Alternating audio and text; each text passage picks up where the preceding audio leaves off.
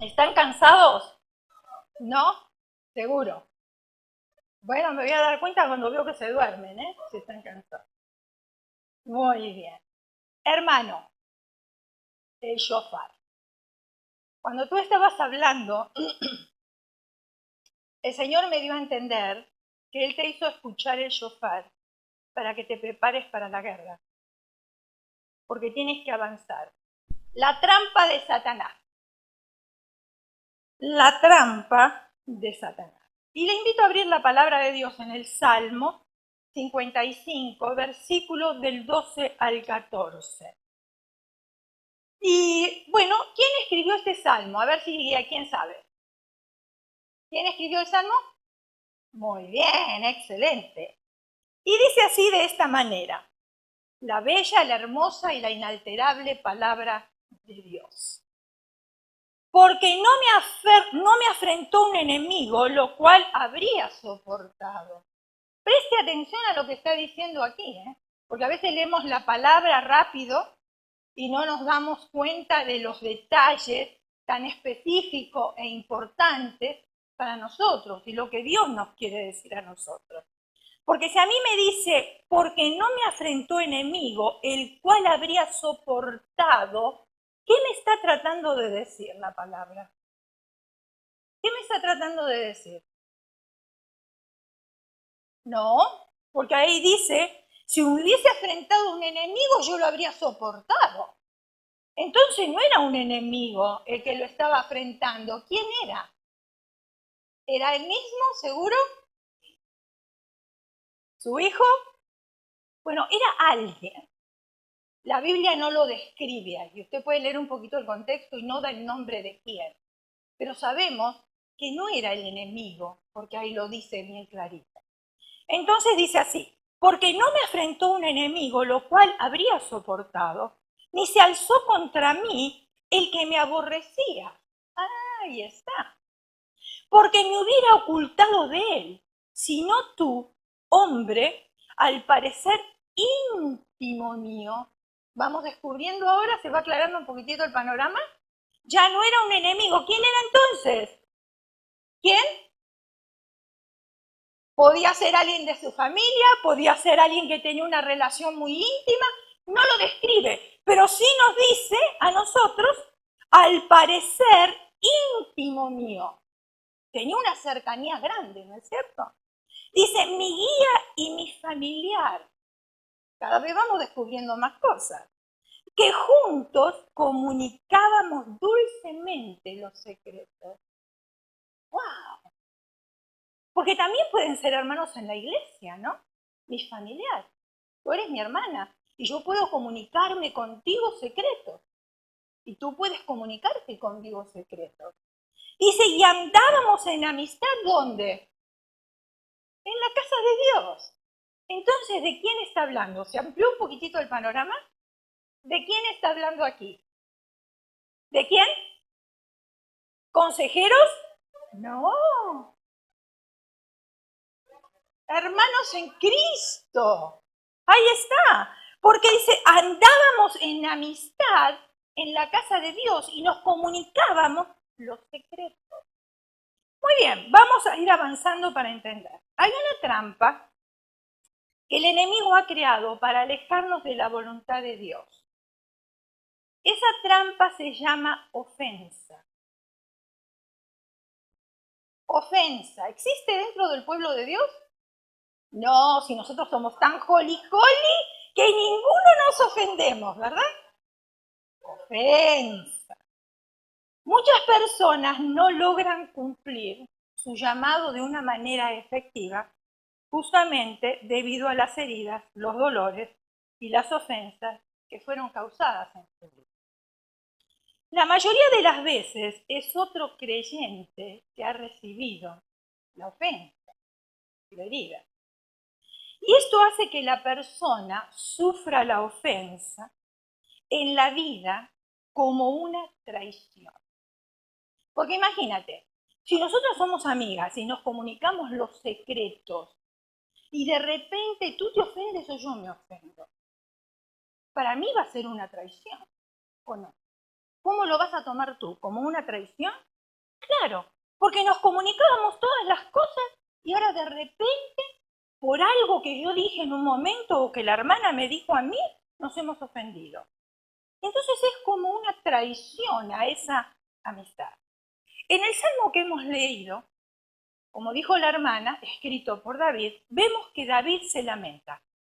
Se lamenta porque aquella persona con la cual había tenido intimidad y que se comunicaban los secretos, como hemos leído, eran amigos en la casa de Dios, hermanos en Cristo. Pero ahora de esa persona había recibido una ofensa. Y estas son las personas con las que nosotros nos sentamos en la iglesia. Yo no estoy diciendo que usted ahora mire a nadie, ni piense en nadie. ¿Pero sucede? Sí sucede. Sucede. Muy bien. O quizás también puede ser alguien cercano. ¿Por qué no? Crecemos con ellos, confiamos nuestros secretos, hasta dormimos con ellos. Cuanto más estrecha es la relación, más grave será la ofensa. ¿Por qué? Porque nos conocemos tanto que no entiendo por qué tú estás pensando eso de mí. Si tú me conoces bien, entonces ¿por qué estás pensando? ¿Por qué me ofendes tú de esa manera? El odio más intenso se encuentra entre las personas que alguna vez estuvieron unidas. Los medios de comunicación a nosotros nos informan de esto todos los días, todos los días. Asesinatos cometidos por personas de una misma familia. El hogar, que supuestamente es donde nuestro refugio, porque es para protección, para provisión y crecimiento, y es donde aprendemos a dar y también a recibir amor, muchas veces es la raíz de nuestro dolor. La historia nos demuestra que las guerras más sangrientas son las guerras civiles. ¿Cuáles son las guerras civiles? Hermano contra hermano, hija contra padre y padre contra hijo. Y quizás lo estamos viviendo en nuestra propia familia, y si no lo estamos viviendo, conocemos a alguien que lo está viviendo, o si no lo escuchamos en los medios de comunicación. Un caso muy peculiar, muy de cerca mío, mi mamá tenía 4 hermanos más, en total eran 5. Y antiguamente se creía, los primeros que habían nacido en la casa de mi abuelo eran todas mujeres. Entonces, por supuesto que para antiguamente era muy importante tener un hijo varón. ¿Por qué? Por la descendencia, por el apellido, etcétera, etcétera. Entonces, el último hijo que tuvieron mis abuelos, fue varón. Claro, pero mientras él empezó a crecer, mientras él se iba desarrollando en la vida, las mujeres iban trabajando. Y las mujeres trabajaban en el campo. No era un trabajo sencillo, no era un trabajo fácil. Tenían que sembrar papas, tenían que sembrar zanahorias, tenían que cultivar, tenían que cosechar, tenían que recoger las aceitunas, tenían que recoger las uvas del viñedo. Y después, en aquel entonces, era muy difícil la vida. ¿Por qué? Porque no tenían automóviles, no tenían la posibilidad de tener un truck que cargaban las cosas. Las tenían que llevar en la cabeza, las mujeres, o las tenían que poner en los burros o en los sulkis. Y los caminos no eran asfaltados como ahora, los caminos eran de tierra. Entonces tenían que levantarse bien temprano a la mañana, de madrugada, 3, 4 de la mañana, una mujer llevando el sulky a caballo para ir a otro pueblo y poder tener ventas. O sea, la vida no fue fácil, por lo menos para mis padres. Nace este hijo varón, hermano de mi mamá, el último. Ya ellos estaban más o menos organizados cuando él nació. Ya había pasado la guerra, etcétera, etcétera. Él iba creciendo. O sea, cuando él creció realmente para trabajar, ya el trabajo estaba encaminado. Ya sabían ellos cómo hacerlo. Pero ¿qué sucede? Como era el único hijo varón y mi abuelo el apellido que se iba a continuar, entonces él pensó, porque es algo cultural, hermanos, también, que al hijo varón se le da más que a las mujeres. ¿Por qué? Por la cuestión del apellido, otra vez, de las descendencias. No por el trabajo que haga, sino por el famoso apellido.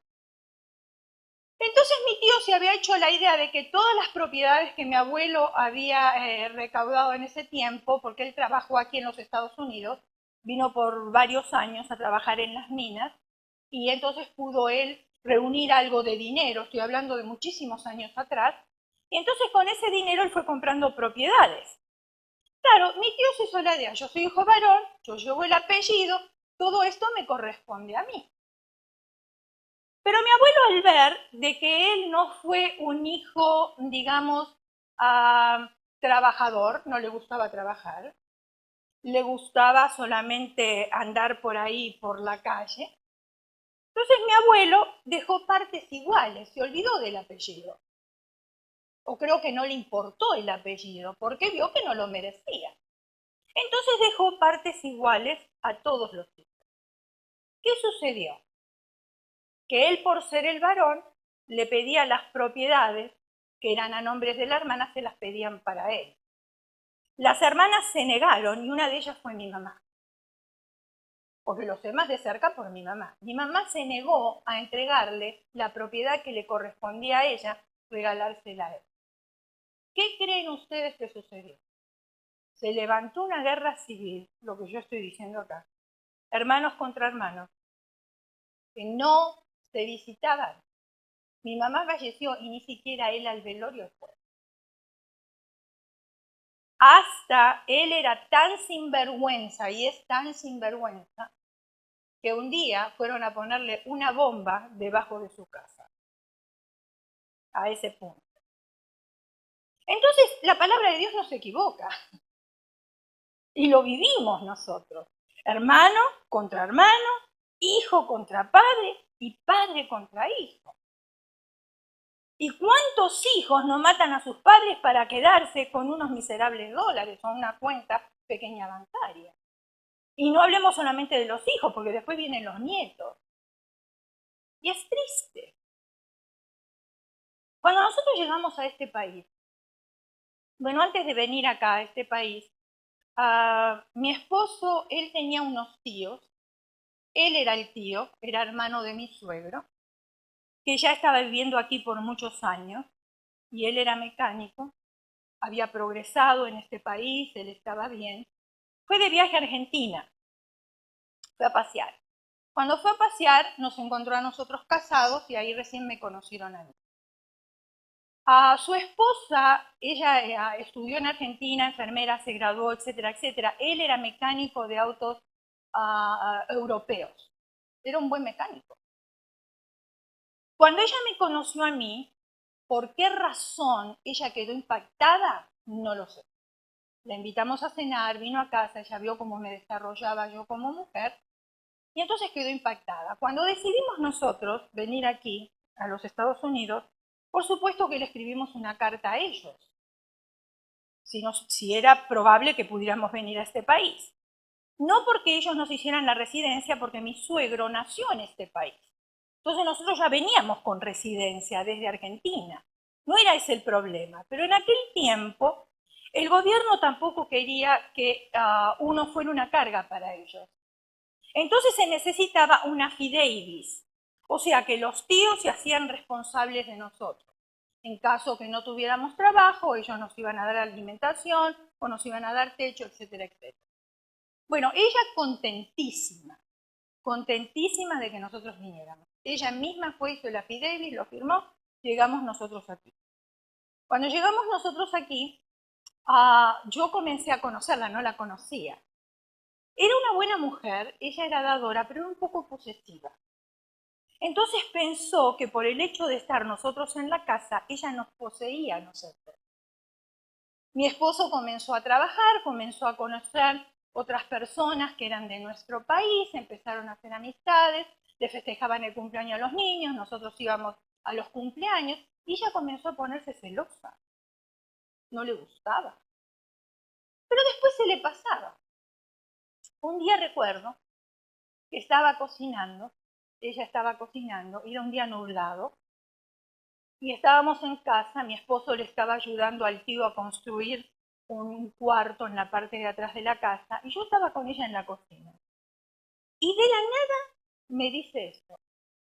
Yo estoy cocinando lasaña, pero a nosotros lasaña nos gusta bien picosa, así que tú hazte tu propia lasaña. De la nada, yo me quedé helada. No entendía qué estaba pasando. No termina ahí. Salimos de la casa, vivimos 3 meses con ellos, después nosotros encontramos un departamento, mientras nosotros vivíamos en la casa, ellos nos dieron una llave para entrar a la casa. Cuando nos fuimos, regresamos la llave, porque ya no íbamos a entrar como antes. Pero un día vamos y resulta la llave no la teníamos, golpeamos. Pero ellos habían cambiado las cerraduras de la casa. Y yo dije, pero tanto cariño, tanto que quería que viniéramos, ¿y ahora qué pasó? ¿Por qué esta desconfianza? El hecho era, después me di cuenta de que ella entró en celo, porque yo tenía otras amigas más jóvenes. Entonces se enojó un día porque dice que ella vino a mi casa para que yo le arreglara el cabello y que yo le dije que no tenía tiempo. Me imagino que no lo tendría el tiempo, ni me acuerdo esa ocasión, la verdad. Dejó de hablarme, pero por meses. Hasta que yo me sentí incómoda y un día fui a la casa de visita y entré y la saludé. Entonces, ¿por qué se había ofendido? Se había ofendido, yo nunca le grité, nunca le insulté, nunca le dije nada, simplemente estaba celosa. Y a veces suceden esas cosas. Aquí mismo en la iglesia. Si hacemos amistad con una persona y vemos que está hablando con otro, entonces ahora estamos celosos y nos ofendemos. ¿Por qué? Porque estamos celosas. ¿Por qué está hablando? No, si me pertenece a mí. Tiene que ser mi amiga, no puede ser amiga de otras. Tiene que ser mi amiga exclusiva y nada más. Y esto es muy común de nosotras las mujeres. Porque los hombres de por sí pasan estas cosas un poquitito más de alto, pero nosotras nos detenemos en esto. Entonces, en una sociedad donde reina el egoísmo, hombres y mujeres, que solo buscan lo que ellos desean, desatendiendo e hiriendo a quienes le rodean, y esto no debe de sorprendernos. La Biblia dice claramente que en los últimos días los hombres serán amadores de sí mismos. Y esto se espera de los no creyentes, porque los que están fuera de la puerta de la iglesia, nosotros los podemos justificar, porque al no conocer al Señor, por supuesto, como nosotros antes, cuando no conocíamos al Señor, actuábamos y nos desarrollábamos de la manera que nosotros sabíamos hacerlo. Entonces ellos se justifican, pero dentro de la iglesia, donde nosotros decimos ser hermanos, donde nosotros decimos que nos amamos, donde nosotros venimos a glorificar al Señor, todos cantamos las mismas alabanzas, todos oramos al mismo tiempo, todos hacemos cosas para el reino de los cielos. Ahora, ¿qué sucede? Amadores de sí mismo, como dice la Escritura. Entonces el apóstol Pablo no se está refiriendo aquí a los que están fuera de la iglesia, cuando dijo estas palabras, amadores de sí mismos, sino a quienes forman parte de la iglesia, del cuerpo de Cristo. Muchos están heridos, lastimados y amargados. Heridos porque vienen de una iglesia donde el pastor les hirió, porque donde los hermanos les hirieron, por donde la pastora les hirió, etcétera, etcétera. Heridos, amargados, lastimados. Y están ofendidos. Pero no comprenden que han caído en la trampa de Satanás. Jesús dijo claramente que es imposible vivir en este mundo sin que exista la posibilidad de ser ofendido. En algún momento de nuestra vida hemos atravesado por ofensas y no la estamos atravesando ahora. Y debemos estar preparados y armados para enfrentar las ofensas. Esta actitud hace que crezca en nosotros una raíz de amargura. Porque la forma en que respondemos a ella determina nuestro futuro. La trampa del engaño, vamos a ver. Lucas capítulo 7, versículo 23 dice, bienaventurado es aquel que no halle tropiezo en mí.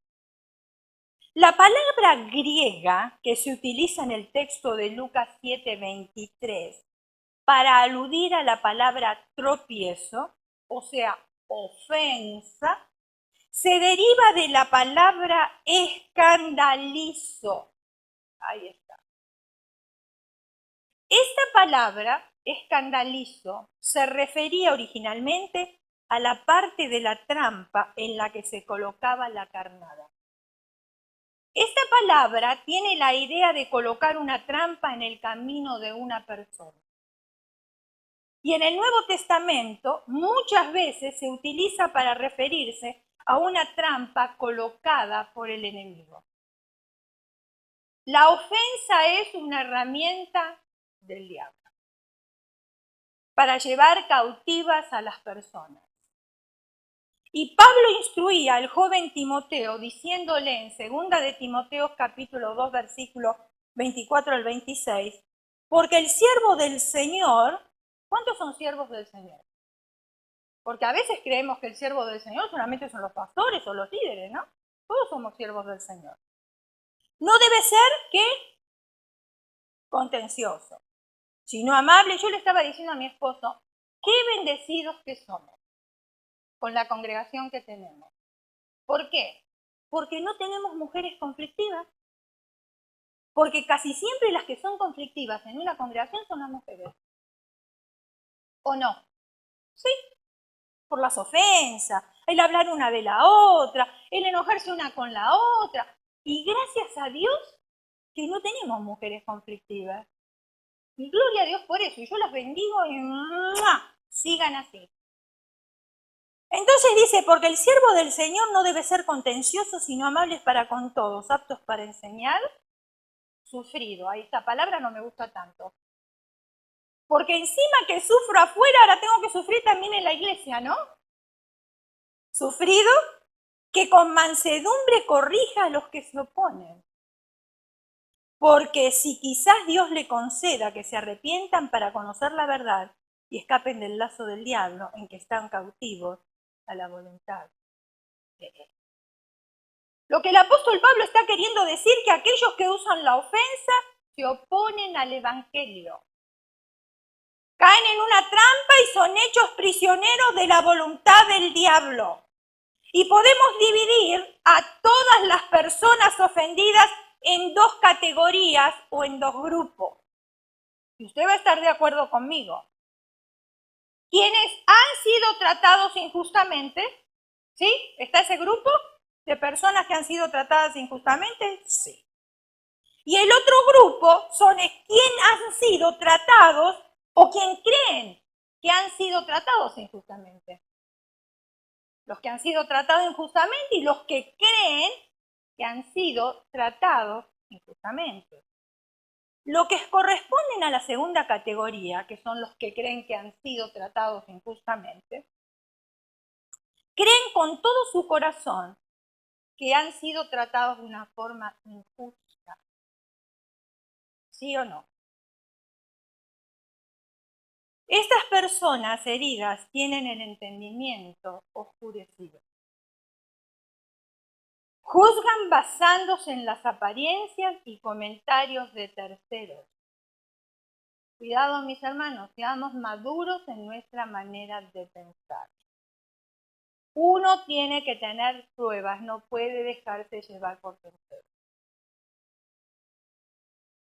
Yo no puedo difamar a alguien, yo no puedo hablar de alguien si yo no tengo pruebas. Muchas veces en consejería vienen hermanas y dicen, es que mi esposo me dijeron que mi esposo hace esto, me dijeron. Pero ¿qué es lo que usted sabe, mi hermana? Porque esas personas que le dijeron, fíjense que ni la aman. Porque si no, no le hubiesen ido a llevar comentarios negativos, porque saben que a usted no le va a ayudar. Entonces, ¿para qué le llevan esos comentarios negativos? Si a mí viene una persona y me dice, mira, tu esposo fulano, digo, ¿sabes qué, hermana? Te agradezco la información, pero no la necesito. Y no me la va a traer más. Entonces yo voy a averiguar por mis propias cuentas. Yo voy a sacar mis propias conclusiones y yo voy a tener mis propias pruebas. Pero si yo no tengo pruebas, yo no puedo decir, me dijeron, ay, me dijeron que el pastor, ay, me dijeron que la pastora, ay, me dijeron que el hermano en la iglesia, ay, me dijeron que el líder. ¿Y tú dónde estás? ¿No estás viendo las cosas? ¿Tienes que escuchar las cosas por tercero? ¿Y eso te va a ayudar? No te va a ayudar. No te ayuda ni a evangelizar. Fíjense en ustedes, nosotros estábamos acá en la iglesia en ese tiempo, en el tiempo que se hizo la división. Entonces había una hermana atrás en la guardería que estaba cuidando a los niños y se acercó otra hermana a llevar a uno de los niños. Pero no me vio que yo iba atrás. Y yo no la iba siguiendo.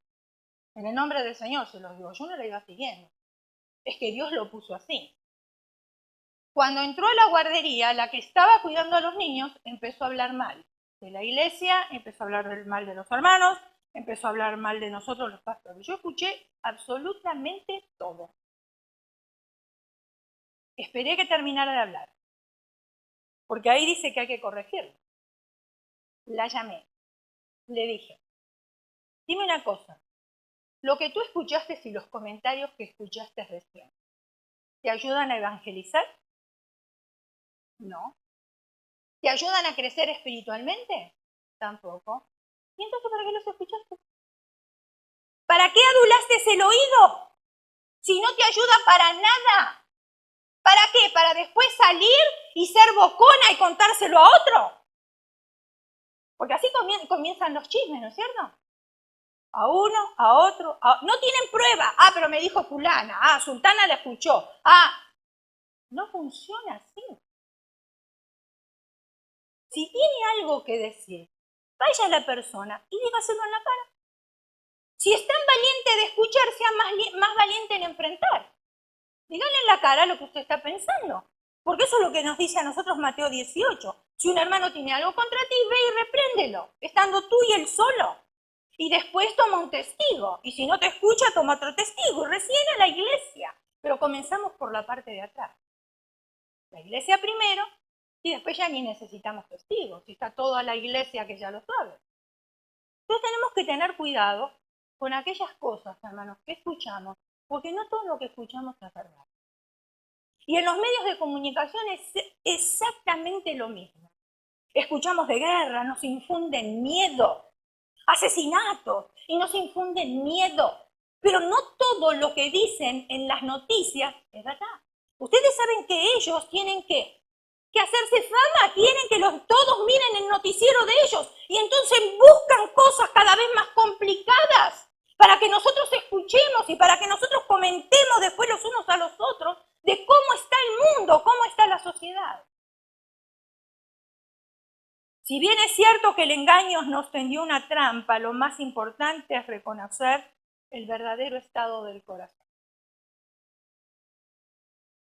Una forma en que el enemigo mantiene a la persona atada a su estado es guardando la ofensa escondida, cubierta por el manto de orgullo.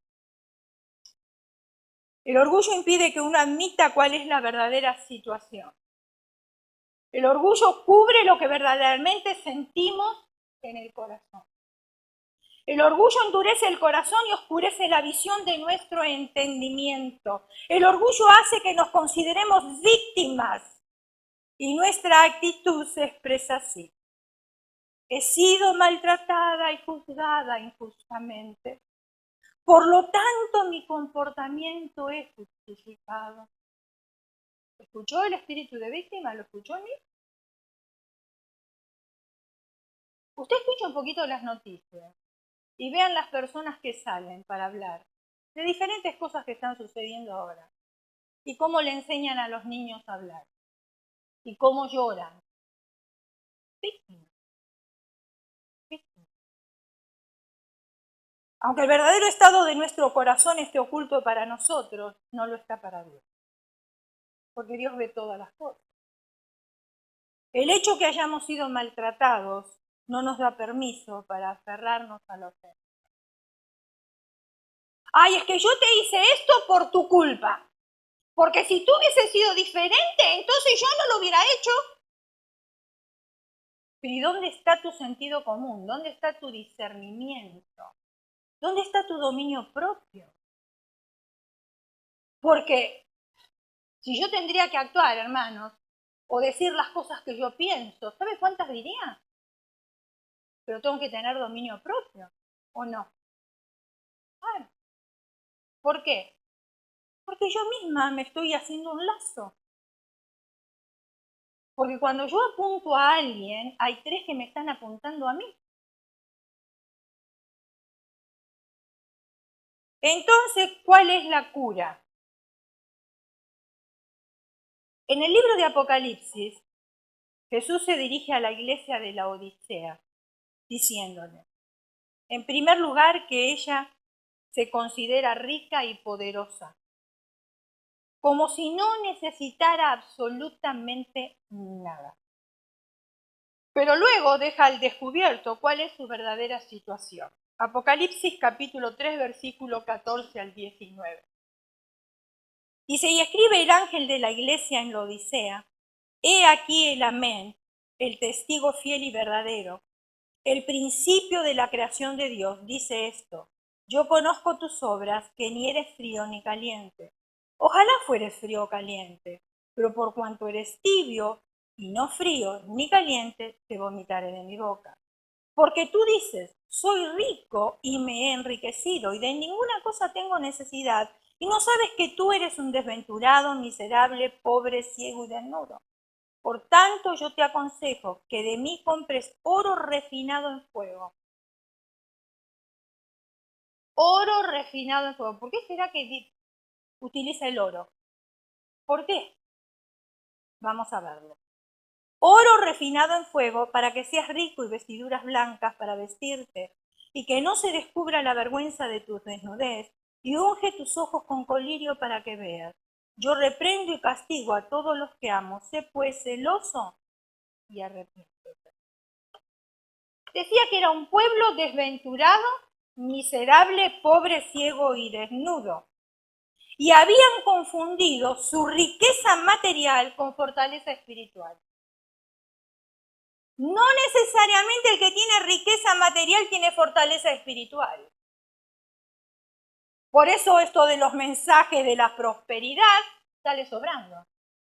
¿Necesitamos dinero? Sí, para vivir. Yo estoy de acuerdo. Y Dios lo va a proveer, porque Él dijo que no nos iba a hacer faltar nada, que de lo necesario Él nos iba a dar. Y yo estoy de acuerdo con eso. Pero el hecho de que yo tenga una gran cuenta bancaria, eso no quiere decir que yo sea fuerte espiritualmente. Y eso era lo que estaba pasando en la iglesia de la Odisea. El orgullo les ocultaba su verdadero estado. Porque claro, como eran prósperos, como tenían dinero, porque tenían riqueza material, entonces ahora eso tapaba el verdadero estado del corazón. Y Jesús le dijo a la iglesia de la Odisea cómo salir de ese engaño. Y entonces les dice ahí que tiene que comprar oro. No lo entiendo. A veces Dios, mire, pide cada cosa de raras. Pero si yo tengo un problema y me lo está viendo, ¿para qué quiere que compre oro?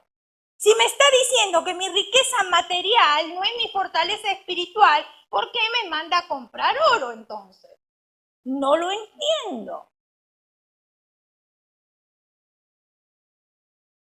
Comprar oro de Dios. La primera instrucción que le dio Jesús para ser libres del engaño fue Apocalipsis 3:18. Te aconsejo que de mí compres oro refinado en fuego. Y sigue con el oro. ¿Por qué les dice el oro? El oro es un metal, ¿verdad? ¿Sí? ¿Es un metal? Muy bien.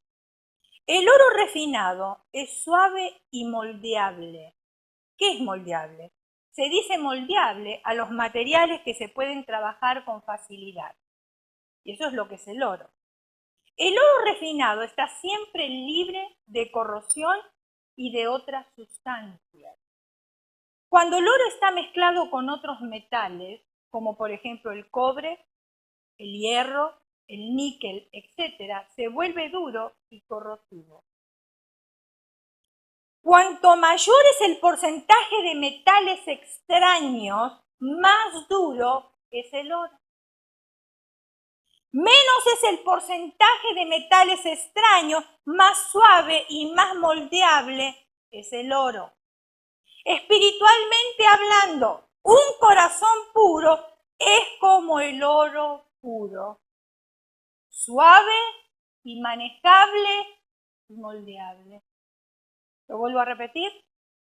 Espiritualmente hablando, un corazón puro es como el oro puro, suave, manejable y moldeable. Por eso el Señor habla de ese metal tan precioso y tan valioso a la vez. Hebreos capítulo 3, versículo 13, dice, antes exhortaos los unos a los otros cada día, entre tanto que se dice hoy, para que ninguno de vosotros se endurezca por el engaño del pecado. Lo que quiere decir este versículo es que si no perdonamos una ofensa, esta producirá más fruto de pecado. Como por ejemplo la amargura, la ira, resentimiento. Y estas sustancias agregadas entonces endurecen nuestros corazones. Porque ahora el corazón ya no está puro como el oro. Está mezclado con otros metales. Y cuando está mezclado con el metal de la amargura, de la ira, del resentimiento, entonces ya ese corazón no es moldeable. Es un corazón terco. ¿Usted no se dio cuenta que a veces habla la persona y las personas son tercas? Y usted le está diciendo las cosas y le está hablando de una manera clara, pero sigue empecinada en lo mismo que piensa. ¿Por qué? Porque el corazón lo tiene mezclado con otros metales. Ya no está el corazón puro. Está mezclado con unos metales que endureció el corazón. A veces uno le hace una pregunta a una persona y esa persona se va por las ramas, no quiere contestar. ¿Y por qué no quiere contestar? Porque algo debe estar escondiendo. Porque si no, contestaría de frente. De la misma manera que los materiales extraños endurecen el oro, cuando el corazón se endurece, produce una pérdida de sensibilidad. Nuestra capacidad de escuchar la voz de Dios se vuelve obstruida. Por eso a veces escuchamos decir, pero no escucho la voz de Dios. Estoy esperando, pero Dios no me habla. ¿Y por qué Dios le habla a todos los demás y a mí no me habla? ¿Será que nuestro corazón estará mezclado con algún material y se está endureciendo y por eso no escuchamos la voz de Dios? Nuestra agudeza visual, espiritual, disminuye y es un escenario, es perfecto para el diablo. Observemos lo que nos dice Dios en Isaías 48:10. He aquí te he purificado y no como a plata, te he escogido en horno de aflicción. También dijo en Primera de Pedro capítulo 1 versículos 6 y 7, en lo cual vosotros os alegráis, aunque ahora por un poco de tiempo, si es necesario, tengáis que ser afligidos en diversas pruebas.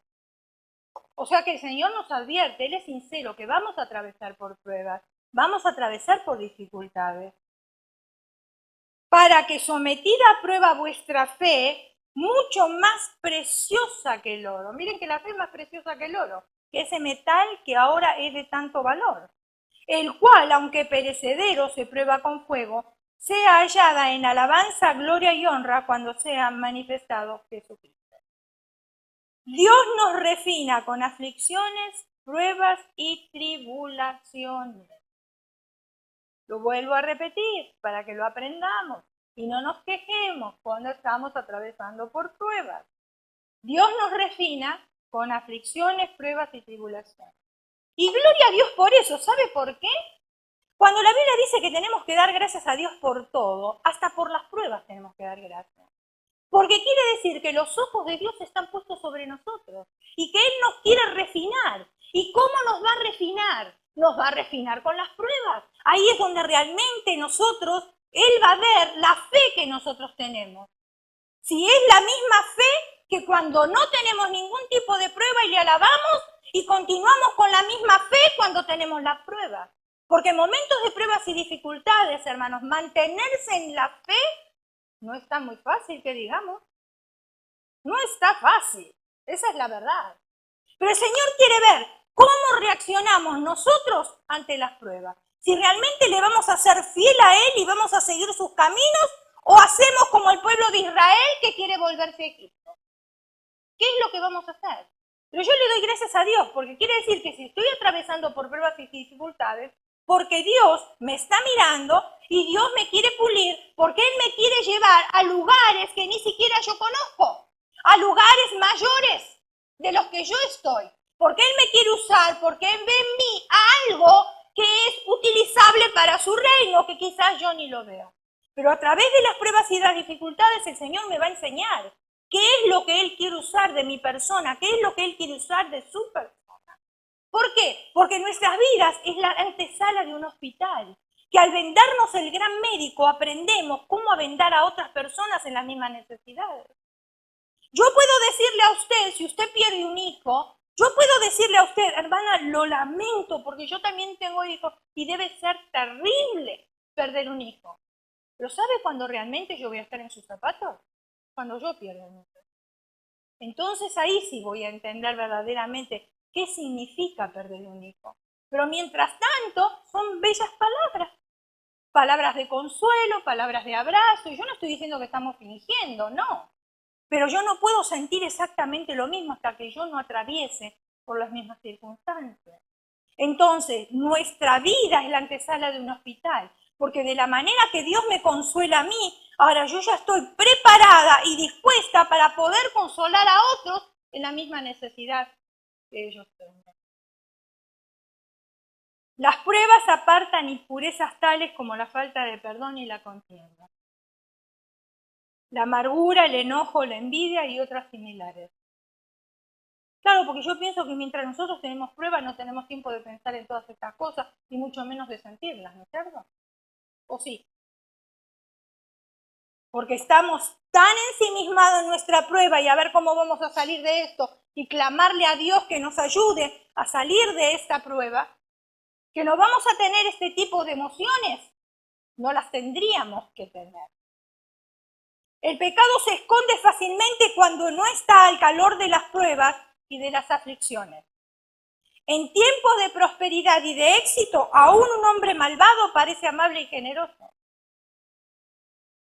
Pero bajo el fuego de las pruebas las impurezas salen a la superficie, ahí está. Cuando uno afrenta pruebas se vuelve duro y cortante con las personas que más cerca tiene.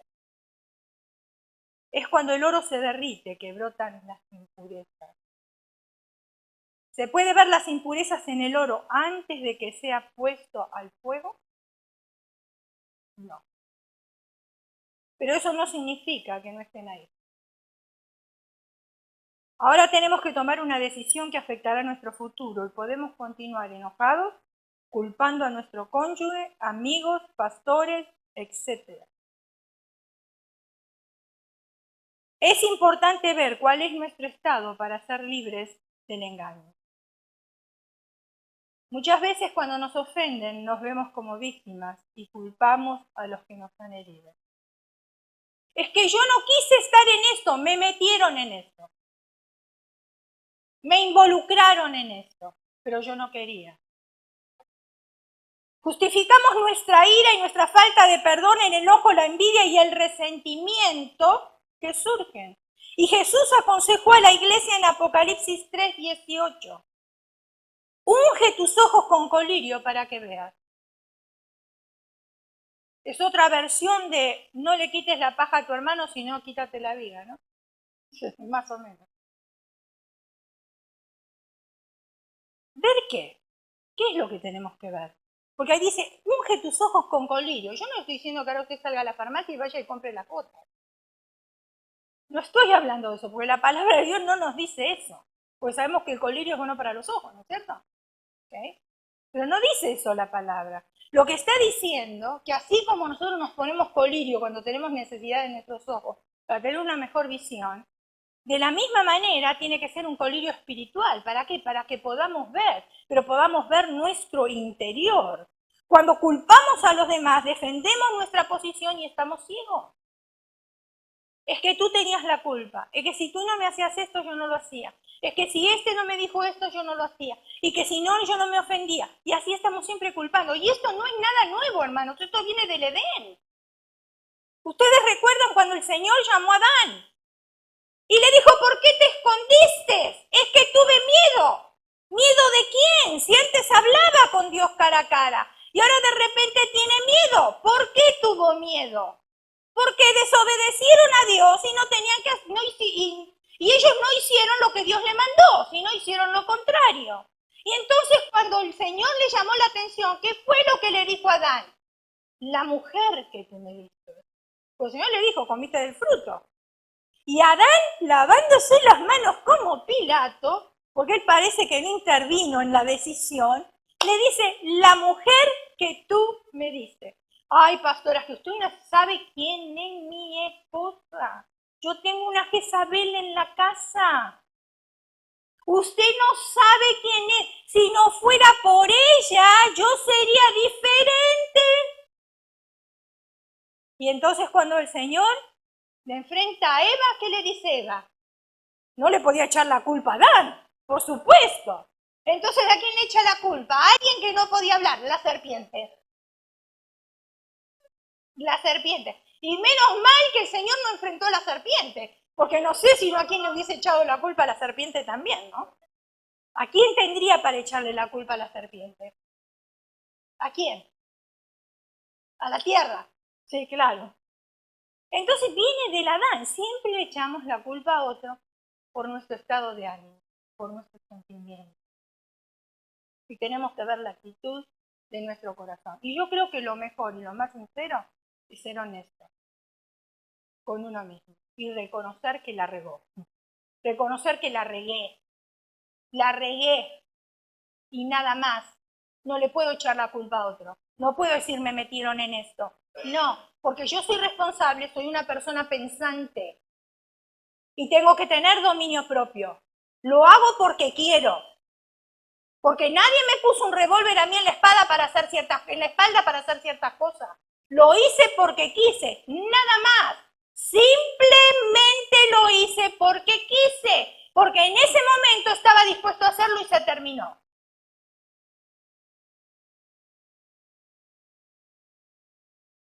Cuando culpamos a los demás defendemos nuestra posición y estamos ciegos. Y cuando el Espíritu de Dios nos muestra nuestro pecado, siempre lo hace en una forma que nos trae convicción y no condenación. Eso es lo lindo de nuestro Dios, que Él nos convence, nos hace ver nuestro interior y Él nos ayuda a ver nuestro interior. Y cuando nosotros somos sinceros delante de su presencia y reconocemos realmente que la regué, entonces el Señor me extiende la mano. Una vez más, me saca del pozo cenagoso y me pone en tierra firme. El Señor me limpia del lodo, enjuga mis lágrimas, me abraza y me dice, hijo amado, sigue adelante. Hija amada, sigue adelante. Pero no me condena, porque si el Señor tendría que condenarme, hermano, yo no estaría parada aquí por las veces que la regué. O sea, delante del Señor la regué muchísimas veces. No permitamos que el orgullo nos impida ver y arrepentir. Porque arrepentirnos no es tan fácil. Arrepentirnos delante de la presencia del Señor en un momento en el cual el Espíritu Santo me toca, quizás sea más sencillo que arrepentirme de un pecado cometido a otra persona. Porque si fuera sencillo, hermanos, pedir perdón, no habría ofensa, no habría heridas, y especialmente dentro del cuerpo de Cristo. Porque unos a los otros nos pediríamos perdón. ¿Sabes qué? Discúlpame, que tuve un mal día, en ese momento te dije algo que no tenía que haberlo dicho. Es sencillo eso, ¿o no? Sí, es sencillo. Pero ¿qué pasa? No lo hacemos. No lo hacemos porque, no, si se ofendió, que venga y me diga, que me pida perdón. Siempre estamos esperando que otro venga y nos pida perdón. Entonces yo después estoy dispuesta a perdonar. A veces sí, y a veces ni siquiera estoy dispuesta a perdonar cuando me piden perdón. Entonces yo tengo que mirar mi interior. Porque si yo no puedo perdonar y no estoy dispuesta a mirar mi interior, entonces quiere decir que hay orgullo. Y si yo insisto que la culpa es de los demás y que no es mía, porque todavía hay orgullo. Y si yo insisto que a mí me metieron en algo y que yo no era responsable de nada, también hay orgullo. También hay orgullo. Y hay 7 cosas que Dios abomina. Entre ellas está la lengua mentirosa y los ojos altivos. ¿Y cuáles son los ojos altivos? ¿Cómo lo conocemos nosotros? Como orgullo. Sencillo. Dios aborrece el orgullo. Cierre sus ojos, incline su rostro y vamos a ver.